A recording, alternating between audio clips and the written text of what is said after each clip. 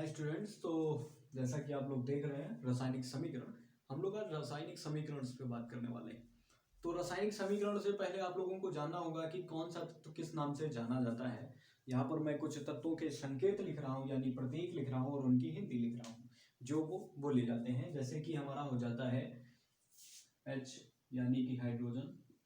आप लोग जहाँ तक कि अगर आप 10th के हैं, फर्स्ट ईयर हैं, इंटर है, तो आप लोगों को ये सब आता होगा कि ऐसे हम लोग हाइड्रोजन बोलते हैं, O को ऑक्सीजन बोलते हैं। ऐसे ज़्यादातर जो हमारी हाइड्रोजन है ये डाई फॉर्म में पाई जाती है, इसलिए इसको ज़्यादातर H2 लिखा जाता है, O को O2 लिखा जाता है। ये इसकी प्रमुखताएं हैं। इस तरीके से आगे जो भी वर्ड्स बनते हैं उनको हम लिख लेते हैं, लेकिन हम यहाँ पर कुछ वर्ड्स लिखे दे रहे हैं ताकि आपको बेसिक पता रहे। ये नाइट्रोजन है,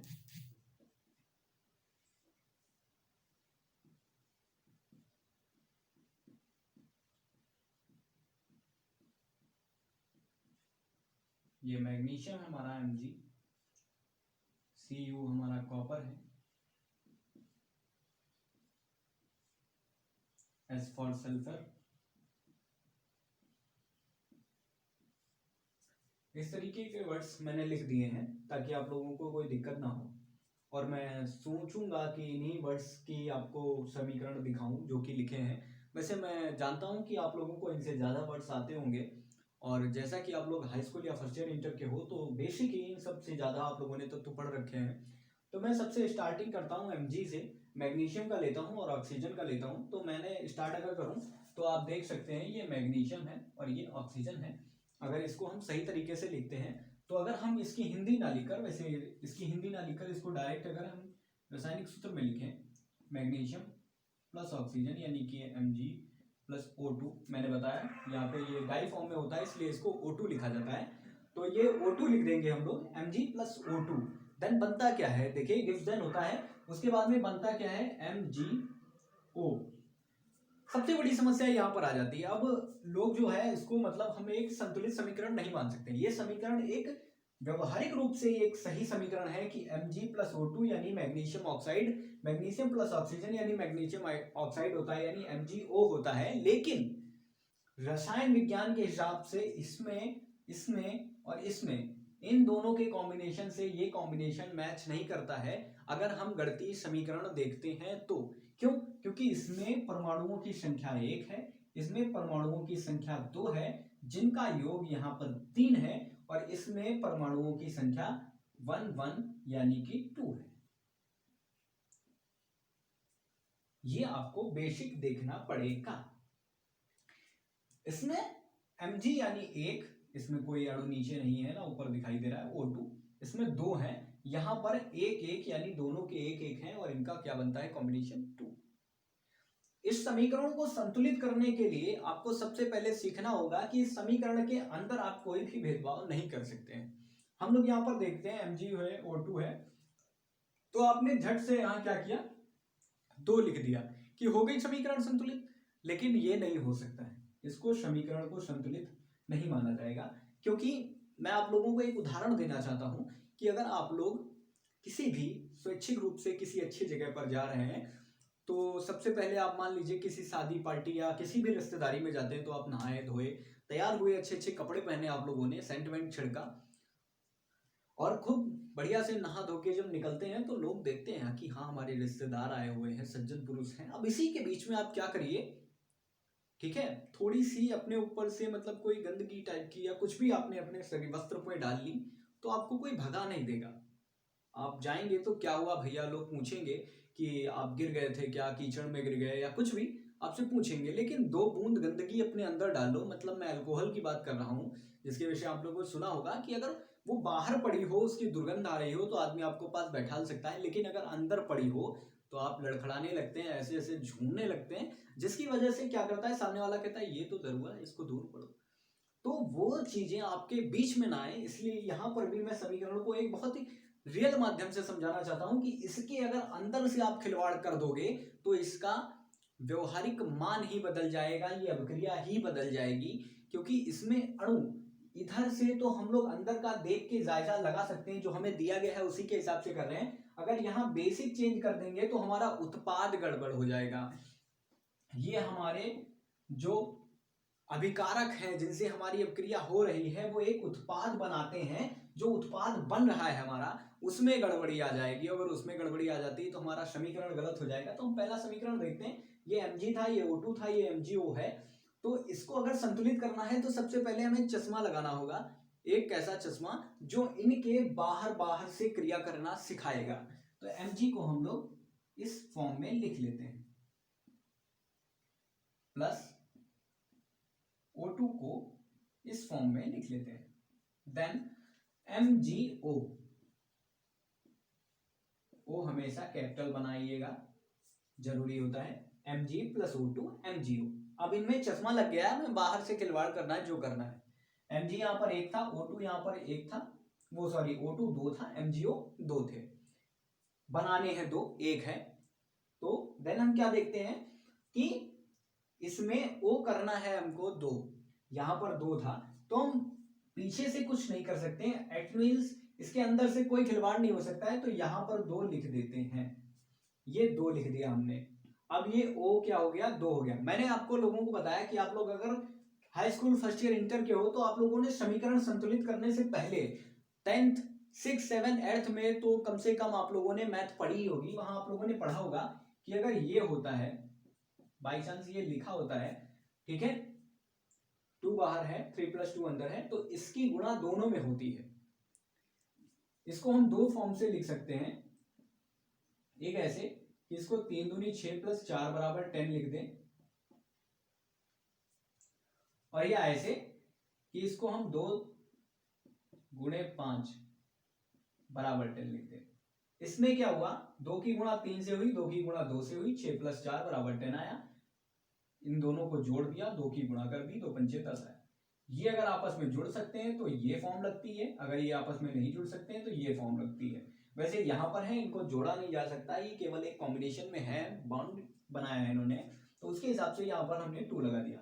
अब हम देखेंगे क्या होगा, हमारे पास Mg कम पड़ जाते हैं तो हम Mg में 2 लिख लेते हैं आगे।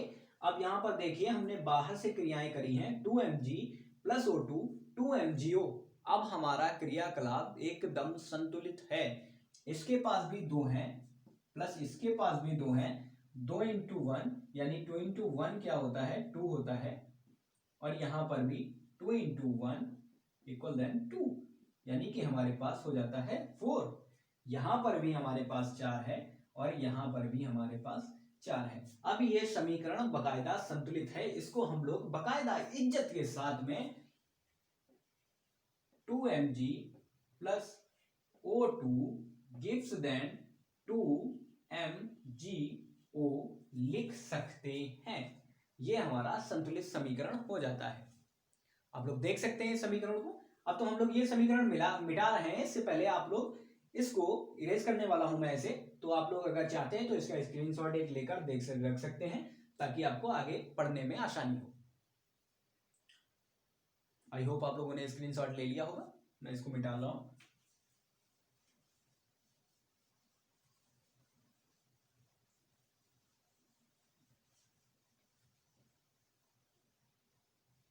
बहुत सी क्रियाकलाप हैं जिनको हम लोग सीखना चाहते हैं या जिनको हम लोग सीखना पसंद करते हैं, उन्हीं हिसाब से मैं कुछ और भी आप लोगों को बताऊंगा। जैसे मीथेन गैस है, हम लोग मीथेन गैस के विषय में पढ़ ही रहे हैं, तो मीथेन गैस का क्या होता है, CH4, यही है क्या, फिर होता है ऑक्सीजन। ये जाकर बनता क्या है, क्या आप लोगों को पता है या आप लोग जानना चाहते हैं? तो जानना ही चाहेंगे। बेसिकली कुछ वर्ड्स कुछ स्टूडेंट्स को पता होगा लेकिन कुछ को नहीं पता है, तो मैं बता देता हूं। CH4 + O2 मिलकर क्या बनाता है, यानी कि CO2 + H2O। ये मीथेन प्लस ऑक्सीजन मिलकर कार्बन डाइऑक्साइड और जल बनाते हैं। तो इस समीकरण को भी संतुलित करना सीखेंगे। तो हमने अभी पिछले कार्यक्रम में जो कुछ किया उसको यहां दोहराते हैं। सबसे पहला वही वो बाहरी चश्मा हमारा, उसको हम लोग लगा लेंगे, CH4 के चश्मा लग गया प्लस O2 के चश्मा लग गया। ये आपको पेंसिल वर्क है, ये आपका पेंसिल वर्क है। इसको आपको बोर्ड परीक्षा में या किसी भी परीक्षा में आपको दिखाना नहीं है कि ये आपने करा है, क्योंकि ये दिखाना सिर्फ आपको अपनी स्वाभाविक मात्र शक्ति में है। केवल आपको दिमाग में रखना है इस बात को कि ये आपने चश्मा लगाया है, क्योंकि ये आप जहां जहां सामने दिखाते हो तो आपको ही गलत समझा जाता है। तो मैं कहना चाहूंगा कि इस चश्मे को आप केवल स्वाभाविक रूप से अपने दिमाग में रखिए, पेंसिल से लगाइए और क्रियाकलाप होते ही इस चश्मे को हटा दीजिए। ओनली ये ब्रैकेट हटाने हैं आप लोगों को, ये ब्रैकेट पेंसिल से लगाने हैं और इस ब्रैकेट को पेंसिल से फिर इरेज कर देना है रबड़ से इसे, ताकि वो ब्रैकेट मालूम ना दे और आपकी अभिक्रिया संतुलित हो चुकी हो, समीकरण आपका संतुलित हो चुका हो। तो यहां पर है CO2। ये मैं सफाई के लिए बता रहा हूं, आप पेंसिल से लिखिए। आप पेन से भी लिख लेते हैं तो आपको कोई डांटता नहीं है, मारता नहीं है, ना ही आपके नंबर काटेगा, लेकिन सफाई रखना हमारी जिम्मेदारी है। तो CH4 O2 CO2 H2O। अब हम देखते हैं कि इसमें अणुओं की संख्या क्या है। अच्छा, मैंने अभी वहां पर बताया 2 ही तत्व थे, इसलिए मैंने कोई ज्यादा डिसबैलेंसिंग नहीं रखी, लेकिन यहां पर हमें देखना पड़ेगा कि कौन सा तत्व कितना है। अब हम सबसे पहले देखते हैं इस समीकरण में कौन कौन से तत्व हैं। तो यहां पर देखते हैं, ये है हमारा कार्बन यानी C, यानी कि कार्बन।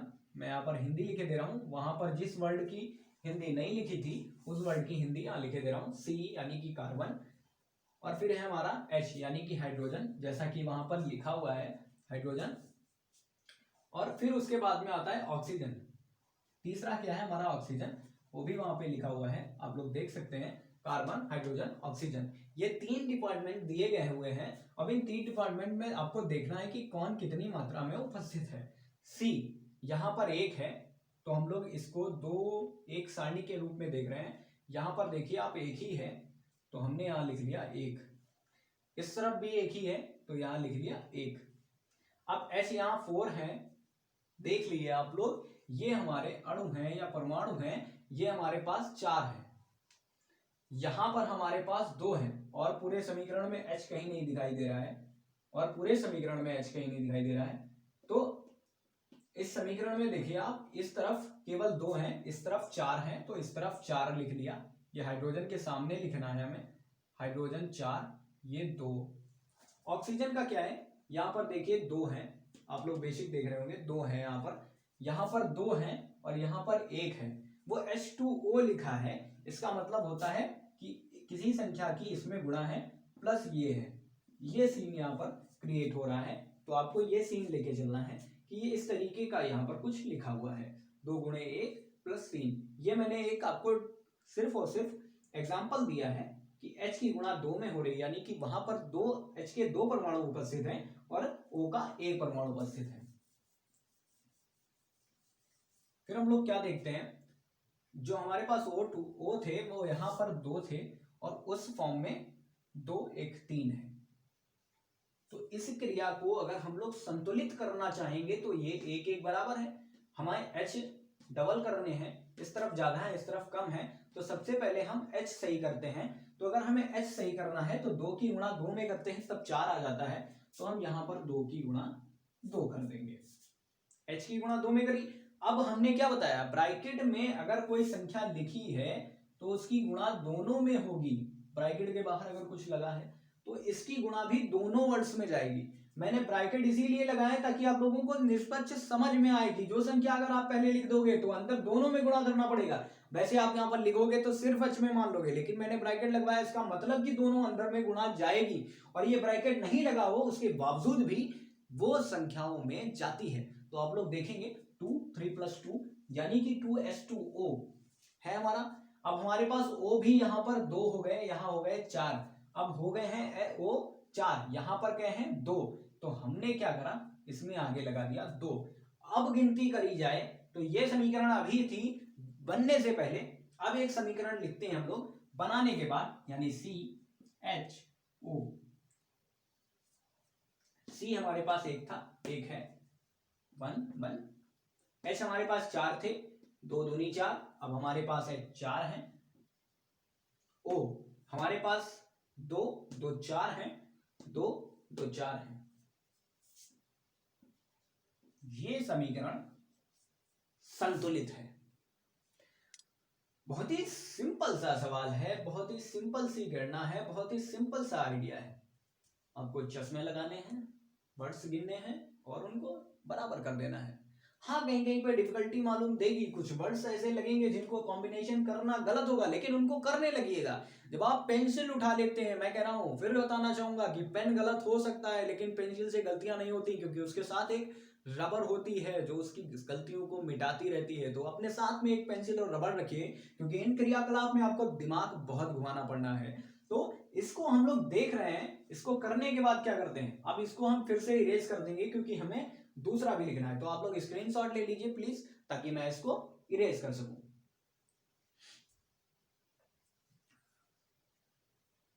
आई थिंक इसके ले लिया होगा आप लोगों ने। तो इरेज करूं क्या मैं?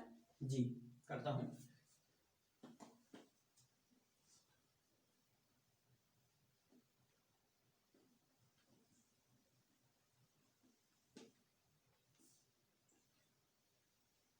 कोई बड़ी समीकरण बताते हैं, और ये अभी तक एक 2 वाली थी, एक 3 वाली थी, ऐसे ही चल रहा है। तो अब सोच रहे हैं कि कुछ बड़ा करने की कोशिश करें। तो अगर हम लोग कॉपर सल्फेट ले लें प्लस सोडियम हाइड्रोक्साइड ले लें, कॉपर सल्फेट यानी कि CuSO4, सॉरी ये U लिखा है, आप लोगों को 4 लग रहा होगा, ये U बना है, CuSO4, ये दोनों ही कैपिटल होते हैं, SO plus sodium hydroxide Na, N बड़ा बना है हमारा, O बड़ा बना है, NaOH। बनता क्या है जाके, ये आगे चलकर क्या बनता है, CuOH का होल ट्वाइस यानी copper hydroxide plus sodium sulphate, plus sodium sulphate यानी Na2SO4, ये बन गया। अब इसका सीन क्या बनेगा, बहुत ही सिंपल है। मैं यहां पर करूं इससे पहले आप लोग अपनी कॉपी में करके देखिए, ताकि आप सभी को पता चल जाए कि इसको करा कैसे जाता है। मैं बहुत ज्यादा उदाहरण लेकर नहीं आया हूं और ना ही बहुत ज्यादा उदाहरण कराना चाहता हूं, क्योंकि मुझे पता है आप लोगों के दिमाग में जो संरचनाएं चल रही है वो संरचनाएं खुद को करने से होगी। ये मैं एक बार फिर से लिखे दे रहा हूं, NaOH है यहाँ पर, प्लस लगाएंगे NaOH है, CaOH का होल ट्वाइस, Na2SO4 सॉरी, ये OH लिखा है, इस OH को होल ट्वाइस क्यों बोलते हैं? जैसे हम लोग, अब आप लोग कहने वाले हों होल स्क्वायर बोलते हैं, तो होल स्क्वायर मैथ में होता है जो कि ऊपर लगाया जाता है, वो घाते होती हैं, ये यहाँ पर पूर्णांक संख्या होती है, इसलिए होल ट्वाइस बोलते हैं। यहाँ पर 3 लगा होता है, होल थ्राइस बोलते हैं, ठीक है। तो यहाँ पर OH का होल ट्वाइस है। अब आप लोग, मैंने समझ से आप लोगों ने आपकी गणना करी होगी, वीडियो को रोक कर, वीडियो को पुश करके आप इस गणना को करिए, इसको दोबारा करने का कोशिश करिए, इसको एक बार लगाइए, ताकि आपको पता चले कि ये संतुलित कैसे होता है। क्योंकि हर एक जगह पर आपको टीचर नहीं मिल सकता है। अगर आप यूट्यूब तक आए हो, जाहिर सी बात है इस बात को सीख कर जाओ। और मैं कहना चाहता हूँ CuSO4 प्लस NaOH यानी कि गिव्स देन क्या बनता है, CuOH का होल ट्वाइस Na2SO4। इस बार हम लोग चश्मा नहीं लगाएंगे, इस बार चश्मा लगाने की आवश्यकता उपलब्ध नहीं कराई जाएगी। इस बार आपको एक बार में ही सही काम करना है। तो हम लोग देखते हैं Cu में कितने हैं, यहां पर भी एक, यहां पर भी एक, SO4 यहां पर भी, यहां पर देखिए, और यहां पर देखिए सल्फर यानी कि एक था, एक था, ऑक्सीजन 4 थे, 4 हैं, Na2 यहां पर Na2 हो जाता है। देन ये देखिए आप कि यहां पर हमारे पास केवल एक था और यहां Na2 हो जाता है, ये तो बढ़ गए। और उसके बाद ये है OH यानी कि OH हमारे पास एक है और यहाँ पर 2 हो जाते हैं। ये सबसे बड़ी कोई आपके लिए डिफिकल्ट बात नहीं है, ये आपके लिए बहुत अच्छी बात है कि 2 जगहों पर बेसिक अलग अलग हुआ, लेकिन ये हमको एक जगह पर मिल जाता है। तो हम लोग क्या करते हैं, CuSO4 plus 2NaOH gives then CuOH का होल ट्वाइस प्लस Na2SO4। अब आप मिला सकते हैं कि CuSO4 NaOH था, हमने 2NaOH लिख दिया, यानी अब 2 Na भी हो गए, 2 OH भी हो गए, यानी कि Na और OH की संख्याएं 2-2 हो गई, ठीक है। यहां पर टोटल 6 परमाणु हो गए, यहां पर 2 हो गए थे, यहां पर 4 हो गए थे। ये O और H अलग है, मैंने बताया कि हाइड्रोजन और ऑक्सीजन है ये, ठीक है। वैसे ही ये सल्फर, ये SO4 जो है हमारा सल्फेट, हम एक वर्ड बोलते हैं इसको कॉपर सल्फेट बोलते हैं, मैं यहां पर लिखे दे रहा हूं कि इसको बोलते हैं कॉपर सल्फेट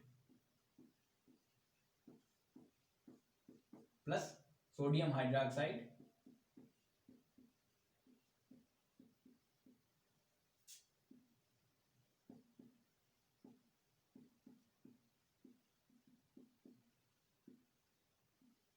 ये हमारा सोडियम हाइड्रोक्साइड है, ये हमारा कॉपर सल्फेट है। तो अब मैं बता देना चाहता हूं इसको कॉपर हाइड्रोक्साइड क्यों बोलते हैं। ये हमारे साथ में हाइड्रोजन जुड़ जाता है, हाइड्रोजन। अब आप लोगों ने, अगर आप लोगों ने बायो ली है तो जाहिर सी बात है आप समझ गए होंगे ये हाइड्रोक्साइड क्यों है। और मैं सबसे बड़ी बात बताना चाहता हूँ, हाइड्रो यानी जल होता है, हाइड्रा यानी जल होता है, हाइड्रो हाइड्रा, ये हम लोग बायो में पढ़ रखा है, क्या फिर बायो के चैप्टर नंबर 5 या 4 में पाया जाता है। हाइड्रो यानी जल, जल का D2O वगैरह में पढ़ाया गया होगा तो आपको लोगों को मिला होगा कि हाइड्रो माने जल बोला जाता है। और ये हाइड्रोजन हमारा बॉन्डिंग करता है जल की, ऑक्सीजन और हाइड्रोजन मिलकर ही जल बनाते हैं। तो OH हमारा ये सिमिलरिटी में दिया गया है, OH यानी कि ऑक्सीजन प्लस हाइड्रोजन यानी हाइड्रोक्साइड। अगर हम लोग ये H नहीं लिखते हैं, केवल यहाँ पर कोई वर्ड लिखा है, जैसे अभी मैंने ये क्रियाकलाप आप लोगों के सामने करी थी जो थी MgO यानी मैग्नीशियम ऑक्साइड, इसको ऑक्साइड बोलते हैं। अगर इसके आगे H लगा हो तो मैग्नीशियम हाइड्रोक्साइड हो जाएगा। ऐसे ही ये CuOH है यानी कॉपर हाइड्रोक्साइड है, Na2SO4 है यानी कि सोडियम सल्फेट है। तो Na2 को सोडियम बोलते हैं, ये हमेशा याद रखिएगा कि Na को सोडियम बोलते हैं। मैं बताना चाहूंगा कि अगर आप लोग समीकरण को संतुलित करना सीखना चाहते हैं, समीकरणों के बारे में जानते हैं, तो इन तत्वों को, इन प्रतीकों को, इनके परमाणु भार को, इनको विन्यास को याद कर लीजिए। आपको कभी की केमिस्ट्री में, फिजिक्स में इतनी दिक्कतें नहीं आएंगी जो कि आज आ रही हैं। धन्यवाद, फिर मिलेंगे एक नई वीडियो में।